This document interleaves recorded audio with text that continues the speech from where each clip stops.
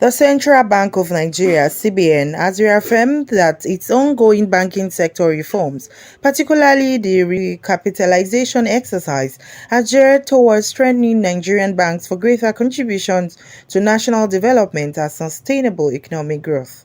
Speaking to media during a three-day retreat organized by the Association of Corporate Affairs Managers of Banks (ACAMB) in Abeokuta on Friday, the CBN Deputy Governor in charge of financial system stability, Mr. Philip Ikeazo, explained that the reforms are intended to make Nigerian banks more globally competitive, resilient, and better prepared to withstand both internal and external economic shocks.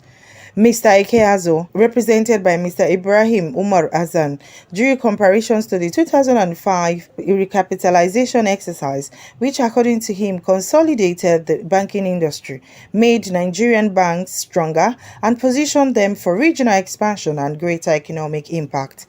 Delivering his remarks on the retreat theme, Olumo 2025, Banks Recapitalization and Beyond, Amplifying Brand Resilience and Stakeholders' Financial Inclusivity, Ikeazo emphasized that the current recapitalization drive is part of efforts to actualize Nigeria's vision of becoming a $1 trillion economy by 2030.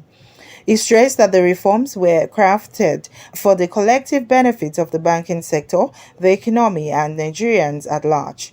I am confident quite a large number of banks have already met the requirement, and before the expiration of the deadline in 2026, I can assure you that all banks will be recapitalized in the sense of either individually or through mergers and whatever strategic alignments may take place. But I promise you that without any fear of contradiction, the objectives of the exercise will be achieved.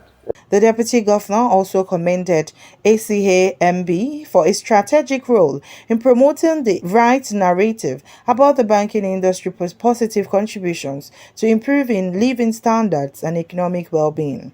Also speaking to the media after his presentation, the guest speaker, Professor Tayo Otubanjo, encouraged financial institutions to take advantage of the recapitalization window to return to the core essence of banking, supporting businesses and driving economic activity. According to him, following the recapitalization, banks will be flush with cash, and this is the time to channel funds to traders, artisans, and entrepreneurs who need capital to expand their businesses and grow the economy. He further urged banks to evolve with the times and strengthen their brand value propositions to remain competitive. We cannot continue to do business as usual again. If you look at the top 5 banks in Nigeria, the Fugas, I'm not sure any of them have a value proposition. The reason to buy from them, the reason to open an account from them.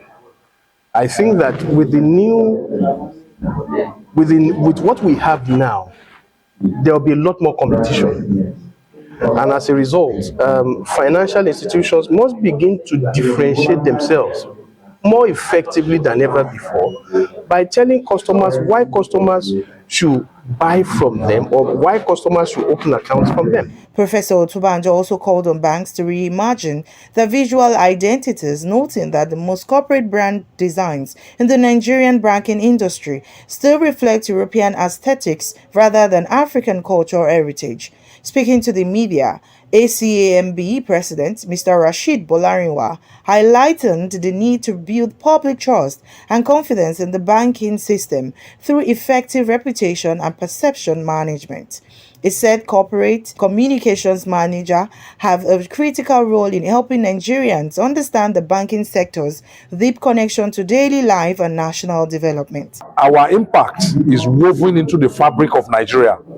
So we need the media to continue to give this sector, that support. And by the end of Q1 2026, when we will be fully recapitalized, you will see us in a different light. When it happened 20 years ago, you saw how the Nigerian banks brought glory to Nigeria. You go to any African country today, it is the Nigerian banks that are powering the economy, just the same way we are doing in Nigeria. He expressed optimism that by the end of the fourth quarter of 2026, when banks are expected to meet the recapitalization target, the sector will be powering the nation's economy just as financial institutions do in other leading African countries. Thank you for listening. I am Minhat Ibrahim.